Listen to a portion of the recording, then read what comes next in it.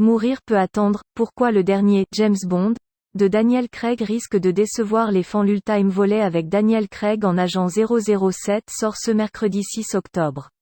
Un film marqué par l'incapacité de la licence à se renouveler, 15 ans après Casino Royale.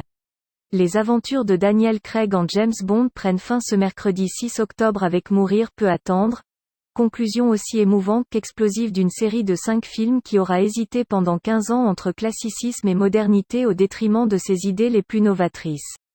Mourir peut attendre, qui met en scène un espion à bout de souffle dont la principale mission est de sauver son couple avec Madeleine Swann, Léa Seydoux, conclut de manière logique l'ère Daniel Craig, dominé par des films spectaculaires en contradiction avec leur ambition introspective.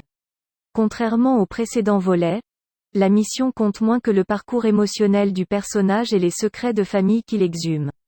Le film ressemble souvent plus à un mélodrame qu'à un film d'espionnage, avec grand renfort d'imagerie romantique et de baisers tendres sur fond de soleil couchant. C'est dans ces séquences, inédites dans l'histoire de la saga, que le film se révèle le plus convaincant. Mourir peut attendre s'intéresse davantage à la mythologie de la saga. Les personnages secondaires auparavant réduits à des apparitions gaguesques ont désormais autant d'importance que Bond. L'agent tanné, Rory Kinnear, aide de camp du MI6 présent depuis Quantum of Solace, 2008, occupe une place de choix dans cette famille informelle, tout comme Moneypenny, Naomi Harris, et Ben Whishaw. C'est l'un des points forts de Mourir peut attendre, film mieux équilibré que Spectre, 2015, mais plastiquement moins spectaculaire que Skyfall, 2012, dont la photographie a été nommée aux Oscars.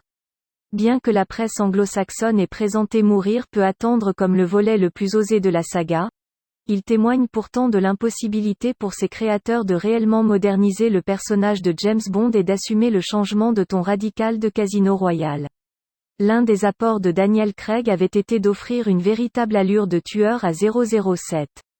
La mort brutale du chiffre au milieu de Casino Royale, avec un gros plan sur le trou laissé par l'impact de balles, avait renouvelé le traitement graphique de la violence dans la saga en montrant comment elle pouvait faire irruption sans prévenir.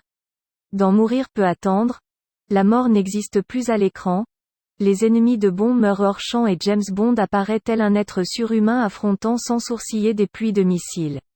C'est le principal échec de Mourir peut attendre, preuve que James Bond après un nouveau départ prometteur dans Casino Royale semble craindre le renouveau.